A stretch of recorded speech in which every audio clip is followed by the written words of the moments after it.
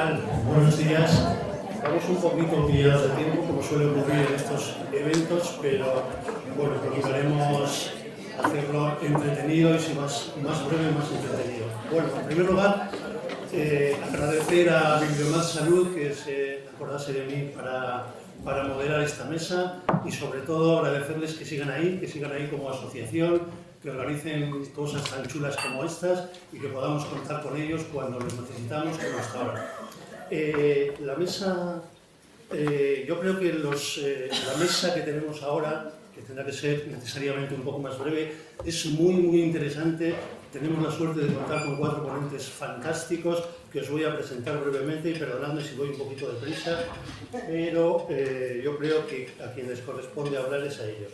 Para presentarlos he buscado algunas cositas suyas en internet porque todo su currículum y todo su bagaje lo podéis ver vosotros también en internet y en el propio programa de las jornadas está.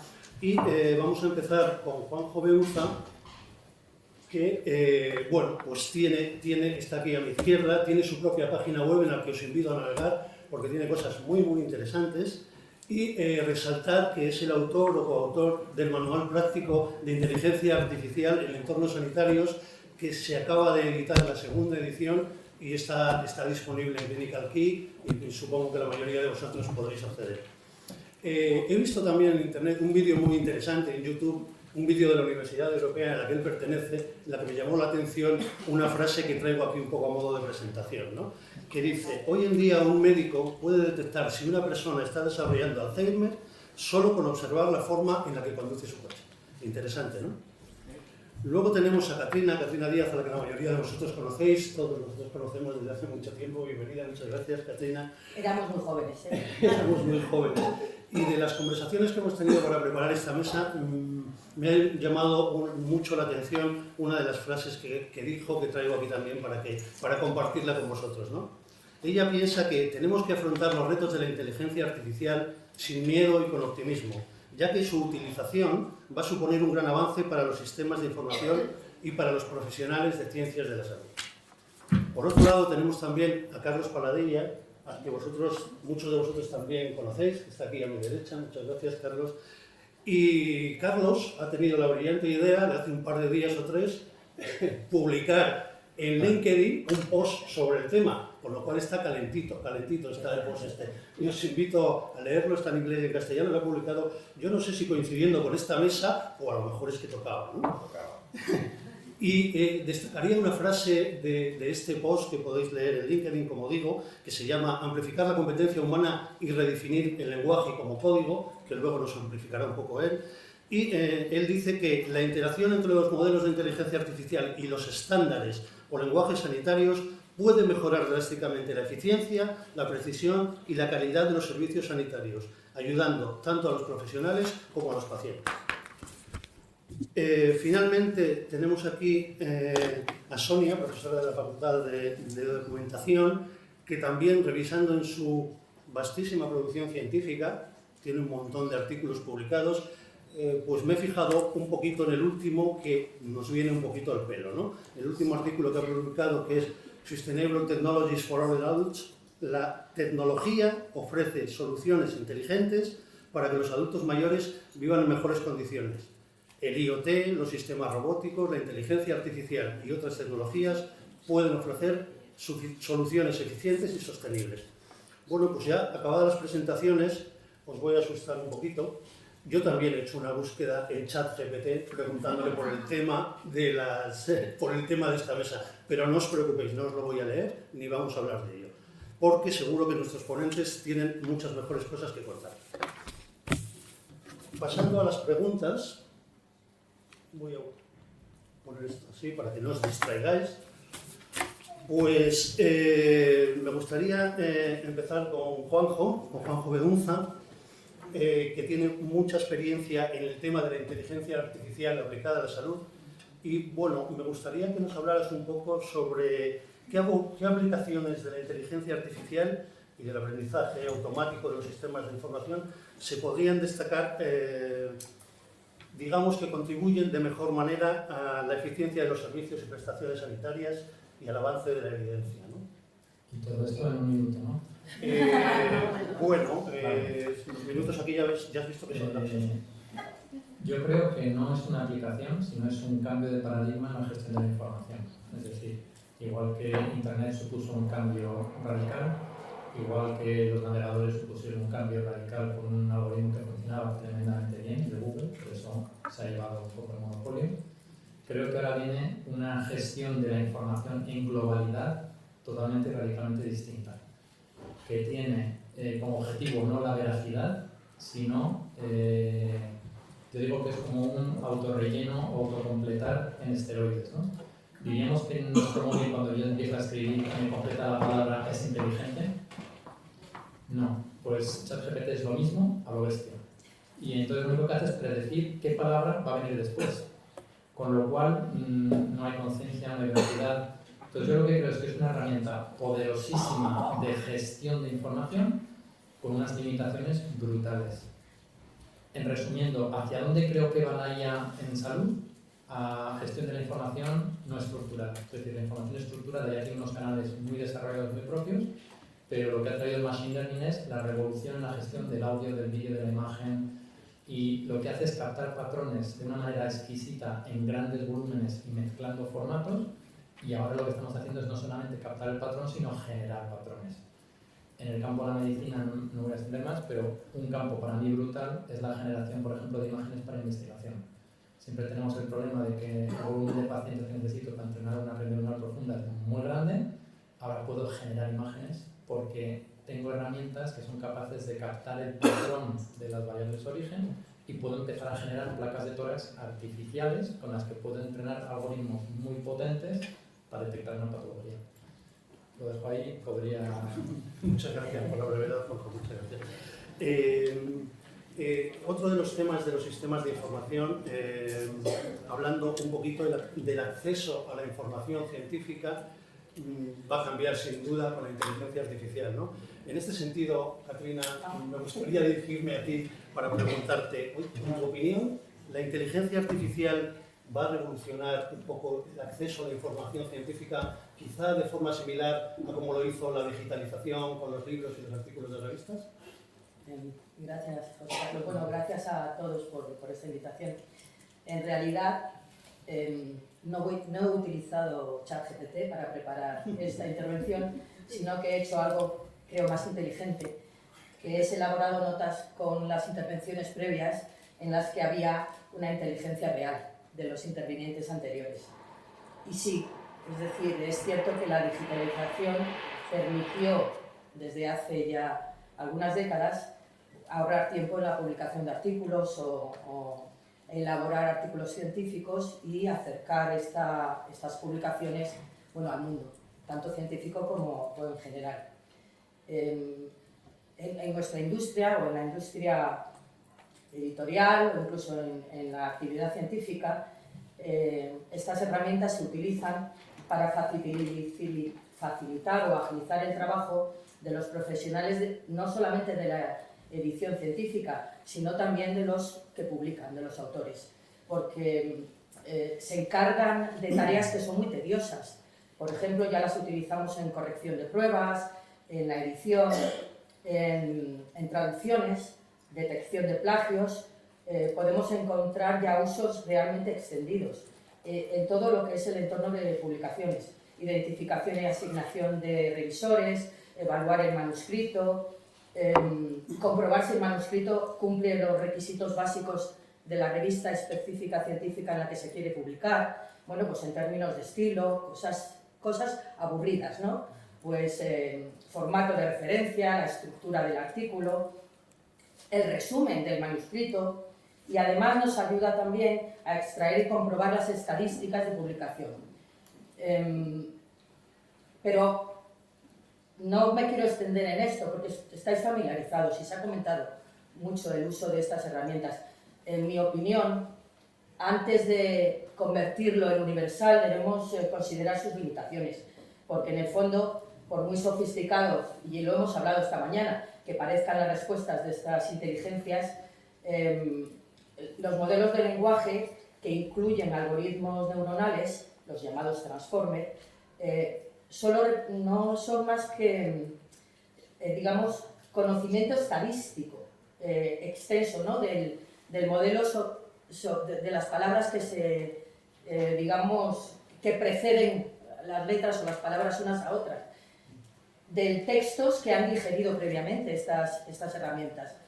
Y en realidad no comprenden el lenguaje con el que trabajan, es decir, ni las indicaciones que les estamos dando, los prompts, ni comprenden las respuestas que nos dan. Por tanto, en realidad solo son el poder del tamaño, de la escala, del volumen gigantesco de los datos con los que les entrenamos y de los parámetros para que nos den la respuesta, ¿no? En cuanto a conocimientos específicos en medicina o atención clínica, en realidad, si profundizamos, las respuestas que nos proveen estas inteligencias hoy solo vienen porque existen lo que llamamos curators o revisores humanos que corrigen las respuestas de estas automatizaciones y por eso tienen respuestas que parecen correctas y convincentes. En cualquier caso, no es de extrañar que por eso a estos sistemas aún se les llame loros, como se dice, estocásticos. Pero ya centrándome, discúlpame, me extiendo un poco, en la industria editorial, creo que adoptaremos todas estas cualidades sin ninguna duda.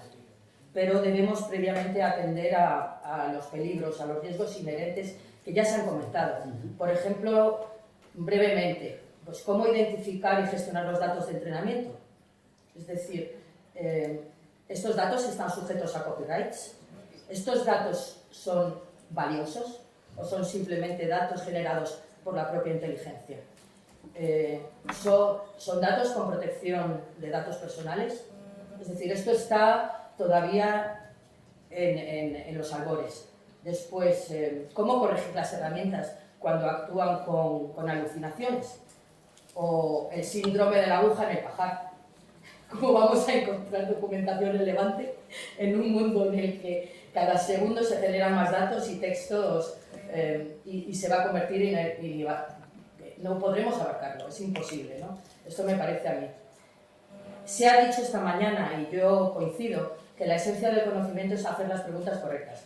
Y el arte del pensamiento crítico radica en la capacidad de sondear estas respuestas y evaluar su validez frente a nuestro mundo.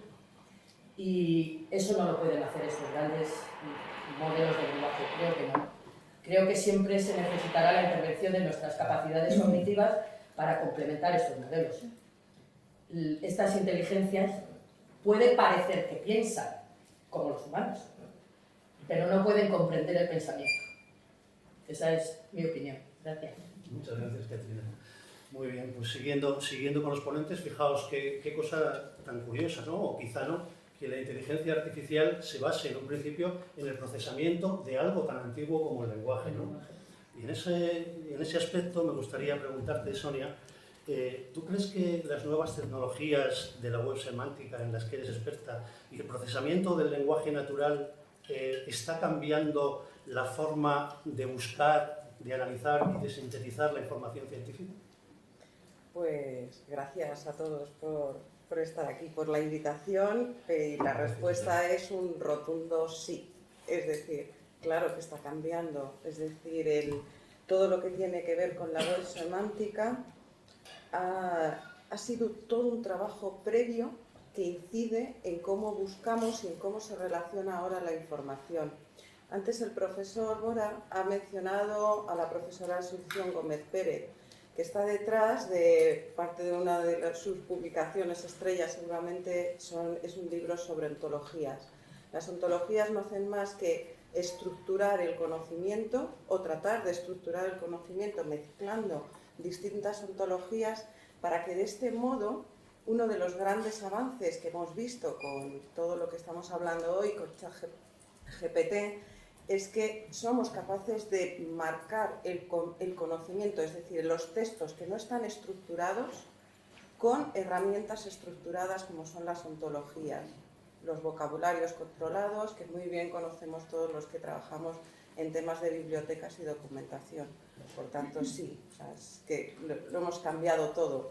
Ahora mismo, gracias al avance del procesamiento del lenguaje, pues nos sorprendemos buscando, ya no solamente escribiendo, o ya no solamente buscando en una estantería, sino directamente dirigiéndonos por voz a un buscador. Eso significa que está reconociendo nuestra voz, le estamos hablando en lenguaje natural y lo está transformando para que podamos, para devolvernos la consulta. El cambio es, creo que total y absoluto, muy radical. Muchas gracias por la verdad. Por último, Carlos, te toca. Vamos a ver, como experto en la integración del conocimiento y las herramientas tecnológicas, ¿cuál crees tú que va a ser el impacto de la inteligencia artificial desde el punto de vista precisamente de la integración del conocimiento con las herramientas tecnológicas y con la tecnología? Y ¿tú crees que va a tener un aspecto más clave quizá en los sistemas de información sanitarios que en el resto? Pues sí, la verdad que radicalmente. Es decir, a mí, y mencionaba una palabra del doctor que me ha encantado, que es emoción. A mí me emociona este momento. O sea, lo que estamos viviendo ahora, lo que viene con todas las herramientas que compone la inteligencia artificial, es para mí un cambio que estamos viviendo que va a impactar en estos sistemas de información, en la educación, pero sobre todo en una cosa que se ha hablado poco, pero que yo insisto mucho, sobre todo con mis hijos, en el esfuerzo y la disciplina, por aprender. Es decir, ahora se abre un campo que puede ser un abismo negro o un abismo blanco, depende si queremos aprender y controlar y desarrollarlo, o puede ser un abismo negro, como antes escuchaba a alguien del público que decía, bueno, esto se puede ir a temas futurísticos, distópicos. Yo creo que no, que va a ser con un impacto muy positivo que va a tener en cuanto a la integración de herramientas. Ya habéis mencionado el deep learning, habéis mencionado el machine learning, habéis mencionado los modelos de lenguaje. Todo esto va a evolucionar muchísimo más rápido, hay que controlarlo, hay que regularlo, pero va a tener un impacto grande. Nosotros lo estamos viviendo, es decir, ya por supuesto, cualquier persona que trabaje con información, da igual si es médica o legal, o física o química, todo el mundo se está planteando cómo me pueden ayudar estas herramientas. Y no son más que herramientas, obviamente herramientas muy poderosas, herramientas que hay que conocer muy bien. Y por eso insisto en lo que me comentaba antes el doctor Mora, que me parece fundamental.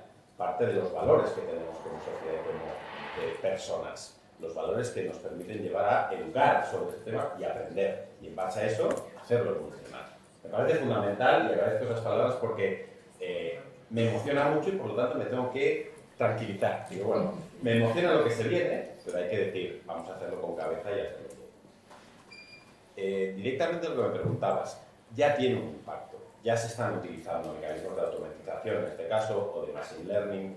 Antes hablaba con Juanjo de temas de streaming de datos versus el ir a bases de datos que ya existen, el cual me parece muy interesante para ver cómo pues un paciente puede estar mejor tratado directamente cuando se le puede aplicar este tipo de streaming a los datos suyos sobre la historia clínica electrónica. Es decir, me parece fundamental que ya se esté avanzando en todo y también me parece fundamental una de las cosas que dice Juanjo en su libro, que es hay que empezar por preguntarse ¿para qué? ¿Por qué hacemos esto? ¿Por qué queremos que avance o no avance? Y ahí está una de las preguntas que yo internamente en mi empresa lanzo continuamente, es decir, ¿por qué hacemos esto? ¿Por qué hacemos esta nueva tecnología, desarrollamos y vamos a permitir esto? Porque detrás hay un impacto en una persona. Y por lo tanto, como eso es lo primero, es muy importante que lo hagamos en base a los valores que pensamos, que creemos. Y de momento ahí lo dejo porque sé que tenemos poco tiempo. Voy por ahí. Muchas gracias también por la brevedad. Por tocar otro tema también que se ha hablado tanto en la mesa como en la presentación de esta mañana y que nos preocupa a todos también, sobre todo en el ámbito sanitario, ¿no?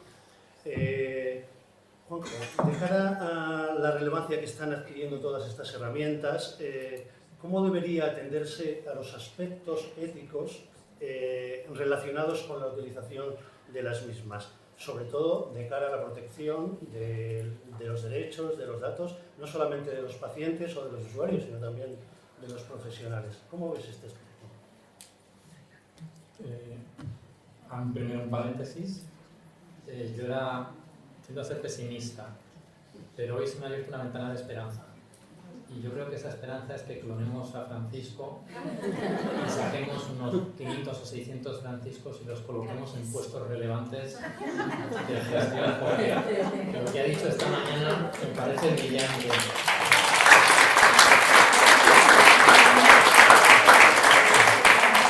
Y es que no hay mucha gente que hable del componente humano de todo el desarrollo tecnológico que nos está explotando. Y si no ponemos una dirección humana, lo único que va a dirigir es el beneficio económico, que es lo que nos está dirigiendo. Y es una dirección para mí mala. Entonces, aplicado por ejemplo al paciente y a la ética de los datos, mi modelo de ética más o menos se acerca a que el dueño de los datos es el paciente. Y el paciente los comparte con quien quiere, para lo que quiere, cuando quiere. Pero eso choca con el modelo de negocio. Ahora bien, si no hay un monopolio tan salvaje como el que tenemos, nadie invertiría miles de millones en desarrollar unas herramientas que valen un pastizal desarrollar y que luego se nos ofrecen muchas veces de manera gratuita. Ojo, nos dan unas herramientas de un valor altísimo que cualquier estudiante con Python o con una librería disponible o con AutoML puede utilizar y hacer algoritmos y hacer entrenamientos de Large Language Models con 200 euros y un ordenador en esteroides, ¿no? Que no necesitas nada más. Entonces, yo creo que el modelo clínico del paciente es el propietario, se choca con el modelo de negocio que ha desarrollado todo esto. Y por tanto hay un choque brutal. Y por eso la implementación de todo esto en el ámbito sanitario es lento. Creo que es bueno que sea lento y va a seguir siendo muy lento porque los médicos somos muy cuidadosos en qué compartimos, con quién y cuándo. Y aquellos hospitales que han compartido datos de manera masiva con las grandes tecnológicas generalmente han tenido muchos problemas por protestas de pacientes y han tenido que dar marcha atrás. En el Reino Unido ha ocurrido, en Estados Unidos ha ocurrido. ¿Qué pienso? Que técnicamente si les damos todos los datos del planeta a Google y a dos más, nos van a sacar unos algoritmos que van a funcionar que flipas. En beneficio del paciente, tengo mis dudas. Entonces al final tenemos que contratar un humanista que nos ayude a dirigir todo esto con sentido común, que creo que no lo tenemos en general. Muy bien, muchas gracias. Otro de los aspectos que hemos comentado, claro, al final un poco hablamos todos de las mismas variantes, de lo que nos preocupa, ¿no? De lo que nos da miedo. Y de cara al mundo editorial, al mundo de los editores, Katrina, ¿qué pasa con los autores? ¿Tú crees que la inteligencia artificial desbancará a los autores? ¿Se publicarán artículos firmados por inteligencia artificial? ¿Cómo diferenciaremos los textos humanos de los no humanos? Bueno, sé que la pregunta es fácil. Sí. La pregunta es fácil, pero en realidad no es fácil, pero he tenido la oportunidad de escuchar a las personas que han intervenido antes y ellos nos han dado casi todas las respuestas, aunque quedan incógnitas, ¿no? No va a ser posible distinguir los textos generados por los humanos de los textos generados por la inteligencia artificial o estas herramientas. Y se van a utilizar masivamente, porque facilitan mucho el trabajo del autor y por tanto es inevitable. Y por supuesto el riesgo es disminuir la importancia del autor, eso es inevitable. Esto es algo que estamos bueno, está todo, la industria, los autores, la ciencia, bueno, cuestionándonos, ¿no? Porque las máquinas van a seguir, este tipo de máquinas sí, un papel importante en el desarrollo de la ciencia. Pero hay que volver a lo básico y se ha dicho esta mañana. Los humanos, ¿no? Somos las personas las que planteamos las hipótesis. Somos las personas las que diseñamos los experimentos. Somos las personas los que damos sentido a los resultados. Y en última instancia se ha dicho, y gracias al doctor previamente, el resultado tiene que provenir de la máquina más maravillosa de la que disponemos. Y está aquí, está dentro de la cabeza de los humanos, ¿no? Y a mí me gustaría terminar con una idea para iniciar esta conversación y no pensar que los autores no tienen importancia. Hasta ahora, el valor de la originalidad en la publicación ha tendido a ser individual, muy individualista. El autor es la figura representativa.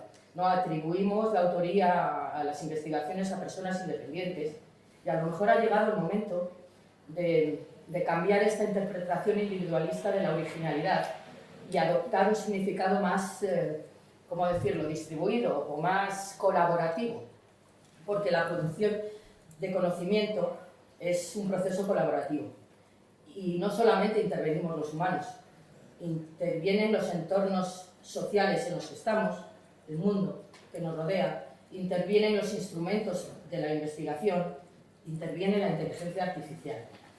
Y a mí me gustaría deciros que quizá este dilema, ¿no?, de la autoría o de la redacción de artículos asistidos por inteligencia artificial y si ellos son los autores, o la disminución de la originalidad porque la inteligencia artificial tendrá tendencia a repetirse, o a copiar, o a inventar, y la dificultad para identificar en el futuro a los autores, a lo mejor deberíamos pensar, en lugar de poner puertas al campo, en diseñar un modelo nuevo de este marco de investigación o del marco tradicional del conocimiento.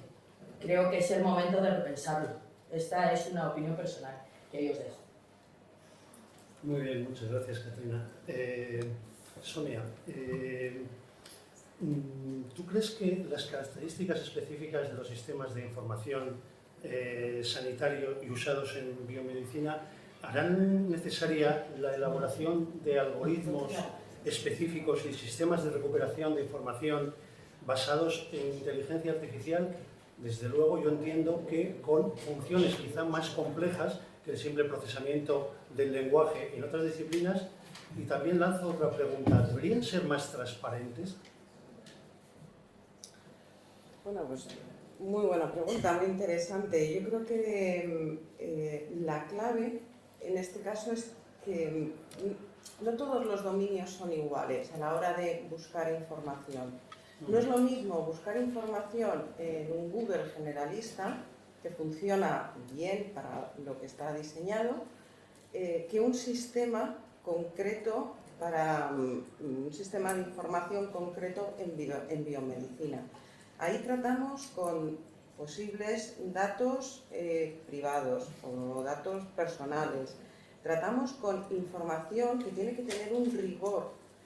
No es lo mismo, es decir, cuando estamos acostumbrados a buscar en Google, entra una gran competencia de páginas, de contenido, que lucha continuamente en posicionarse entre los primeros resultados para ser visible y ser visto, con independencia de que sea cierto o no sea cierto, o que sea una copia de algo que ya existe, ¿no? O sea, ahora replicamos contenido y, bueno, pues la idea es que posicionemos lo mejor. Y el mismo contenido puede estar replicado muchas veces. Y eso no es tan... Bueno, pues eso genera ahí una problemática, pero está ahí. En el caso de un sistema de información biomédico, cuando yo hago una consulta, quiero que la información que me ponga sea veraz, no simplemente que ha habido una serie de técnicas adecuadas para posicionarlo y entonces es lo que aparentemente es lo mejor. Entonces, yo creo que ahí las características fundamentales es que tiene que estar de alguna manera la información, tiene que ser cierta, tiene que ser verídica, tiene que tener una normalización, tiene que tener una estructura y a partir de ahí vamos a poder generar una serie de reglas o de patrones que nos permitan inferir ese conocimiento que sea útil y válido. Creo, por tanto, que la inteligencia artificial va a ser muy útil siempre que le demos información útil y verídica para entrenarlo. Si lo entrenamos de cualquier manera, con cualquier información que podamos estar replicando sin un conocimiento, sin un sentido basado en la ciencia, pues se nos va a corromper el sistema. Entonces creo que esas son las claves. Creo que la clave también es en esos sistemas de información tener unas guías, unas directrices que nos permitan crear información válida. Yo no sé, pero hace poco tuvimos un proyecto en el que tratábamos de ver cómo de claro es el lenguaje que la administración pública nos lanza, ¿vale? Entonces, No lo respondas. no tengo que responderla, todos chocamos una y otra vez, ¿no? Decimos, somos personas con una educación, parece que todo lo resolvemos con educación, todos tenemos un nivel alto, al menos en tema de estudios, de los que estamos aquí, y sorprendentemente vamos a leer documentos que nos proporciona el gobierno y no los entendemos. Si esta inteligencia artificial es posible que le pongamos estos textos y nos los aclare un poquito, pues con eso yo creo que ya estamos ganando. Muy interesante. Muchas gracias. Bueno, Carlos, se ha hablado, no sé si mucho, pero se ha hablado un poquito aquí de evidencia, ¿no? De la evidencia en los sistemas de información, y yo creo que es un aspecto clave en la asistencia sanitaria. La medicina basada en la evidencia es como la crisis del teatro, es un clásico, pero sigue ahí, ¿no? Sigue ahí. ¿Y tú crees que los sistemas, mejor dicho, que la inteligencia artificial aplicada a los sistemas de información aportará evidencia a los procesos clínicos? ¿Aportará, pues sí, eso exactamente, ¿no? ¿Tenderá a incrementar la evidencia en la que se basan las decisiones clínicas a través de los sistemas de información? Sí. Muy bien. ¿Por qué?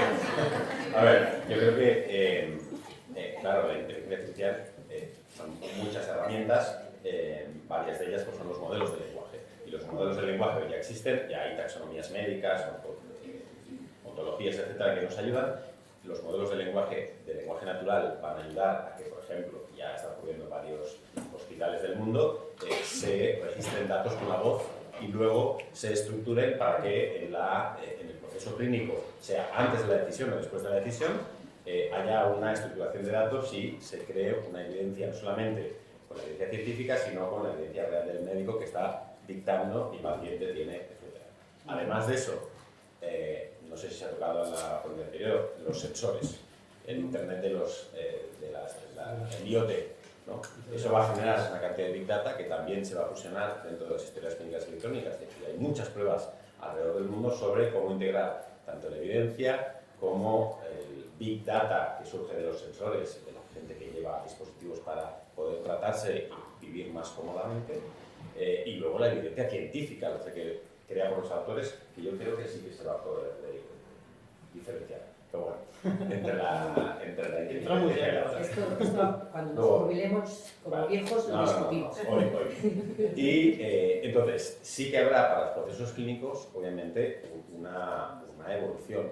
De hecho, ya hay herramientas de ayuda a tomar decisiones clínicas que tienen o que empiezan a tener lo que se llama real world evidence, que es en el mismo momento que se tienen los datos del paciente, se tiene la evidencia asociada a esa patología más los síntomas que va evolucionando y por lo tanto los sistemas de ayuda a la toma de decisiones van evolucionando según cuál es la evidencia que en ese momento debería aparecerle al profesional de la medicina para poder tomar una decisión. Siempre son sistemas de ayuda, eso lo ratifico.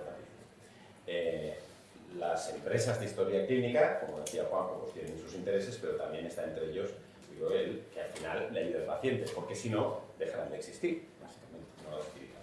Entonces, ellos están muy interesados. Nosotros, como personas que distribuimos, ordenamos, estructuramos la evidencia científica dentro del CBIR, estamos inmensamente interesados en saber cómo se puede hacer que llegue más fácilmente, y una de las cosas que para la gente que trabaja en sistemas de información es más interesante es cuándo se va a consumir esa información. Es decir, sí que vemos que muchas empresas se nos acercan para decir, podemos poner esa información científica que está en Clinical Key o en Science Direct, etcétera, dentro de la historia clínica. Y bueno, pensároslo muy bien. ¿Dónde exactamente? ¿Cuándo vas a poner la información? ¿Qué información se va a poner? ¿Para qué se necesita y en qué momento puedes tomar? ¿O vas a delegar en técnicos o en el CBIR que tiene sus propios intereses el aprender dónde debe aparecer la información? Como decía antes, hay que aprender con el desarrollo de esa herramienta y cuando hablamos de futuros historias clínicas electrónicas, donde la información, la evidencia va a estar presente a cada momento, bueno, pues hay que ver en cuándo aparece y cuál es la que aparece. Puede ser la dosificación de un medicamento, pero puede ser también una duda entre dos técnicas, invasivas o no, de una operación que se tiene evidencia contraria. Y hay mucha evidencia que es blanco y negro. Bueno, ¿quién toma la decisión? Al final, el profesional. Pero ¿cuándo le debe aparecer la información? ¿Cuando está en la mesa de operaciones y tiene el paciente abierto? Quizá que no. Que antes todo eso. Entonces, sí va y lo está impactando en muchos de los procesos clínicos, no solamente en las tomas de decisiones, en muchísimos de ellos, y va a impactar más. El tema es que hay que pensar y aprender y desarrollar la herramienta bien, por lo que se necesita la gente que se encarga de los sistemas de información, y aquí sois muchos, también tiene que pensar cómo vamos a proveer la información, cuándo la están pidiendo o cuándo la pedirán con estos nuevos sistemas. Entonces hay muchas preguntas que se están haciendo y por eso la emoción que os decía antes, porque es un momento muy dulce para todos nosotros. Muchas gracias, Carlos. Creo que nos hemos tenido el tiempo y llevamos un poquito de retraso, pero tenemos 5 minutitos por si alguien quiere participar o alentar el debate o hacer alguna pregunta a alguien de los ponentes. Bueno, pues final creo que sí, que vamos un poco tarde. Para resumir un poco, yo creo que hemos empezado hablando hemos empezado hablando de inteligencia artificial y hemos acabado hablando de valores y de emoción, ¿no? Lo cual me parece un buen broche para esta mesa y un buen broche para la jornada pendiente de la conferencia que nos espera ahora. Quizá como resumen, hemos enfrentado el optimismo contra el pesimismo, el optimismo de los grandes desarrolladores de sistemas de información contra el pesimismo de los que los tenemos que usar y no lo vemos del todo claro, pero no vamos a hablar de un empate. Yo creo que ha ganado el optimismo. Muchas gracias a todos.